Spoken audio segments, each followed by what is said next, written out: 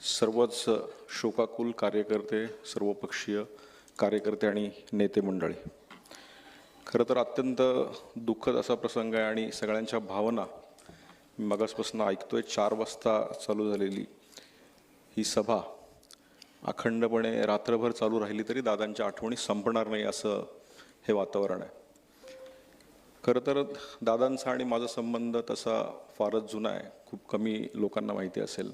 2002ला माझ्या नॉवेल इन्स्टिट्यूटच्या उद्घाटनाला दादा त्या ठिकाणी आले होते आणि माझा भाऊ PDCC बँकेत बारामतीला असल्यामुळं संजूचा भाऊ म्हणून दादा पूर्वीपासून मला ओळखायचे.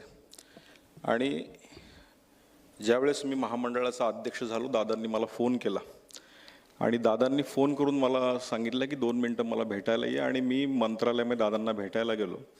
दादा मला म्हणले की तू ज्या महामंडळाचा अध्यक्ष झाला आहे त्या महामंडळामध्ये 600 कोटीपेक्षा जास्त मोठा घोटाळा झाला, तुला कल्पना आहे. त्यामुळं त्या महामंडळाचं काम करत असताना अत्यंत चोख पद्धतीने कर आणि कुठेही सही करायच्या आधी 10 वेळा अधिकाऱ्यांची चर्चा कर.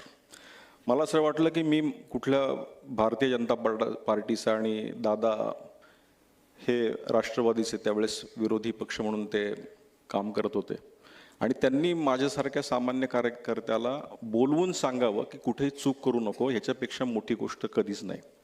मी ज्यावेळेस या विधिमंडळामध्ये आमदार विधान परिषदेमध्ये झालो त्यानंतर दादा मला अमितऐवजी आमदार साहेब म्हणायचे. मी दादांना म्हणायचो की दादा आमदार साहेब म्हणू नका. नाही म्हटले, हे आता अमित तो आमदार झाला आणि त्या पदाला किंमत असते.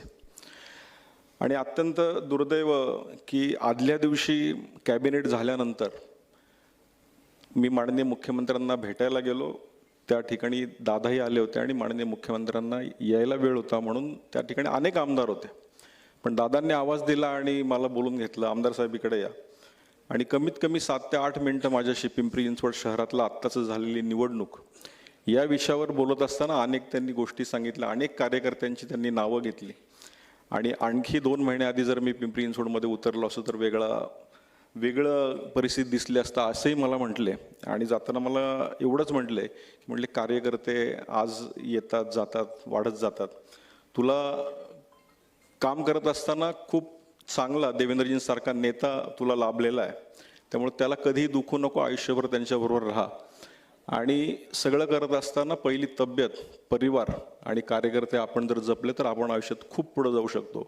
हे दादांचे शब्द 1 दिवस आधी माझ्या कानावर येतात. दादा स्वतः बोलतात आणि सकाळी 8:45 वाजता फोन येतो. त्यामुळे तोही माझ्यासाठी प्रचंड मोठा धक्का होता. दादांचे अनेक गोष्टी मी ऐकल्यात, अनेक गोष्टी ऐकल्यात, वाचल्यात.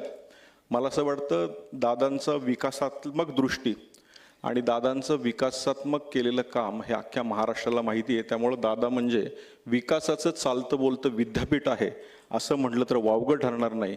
म्हणून येणाऱ्या काळामध्ये माननीय अजितदादांसाठी जे करायचे ते सर्व मिळून आम्ही 100% करू. कारण उद्याच्या पिढीला अजितदादांचं काम आणि कर्तव्य हे 100% कळलं पाहिजे.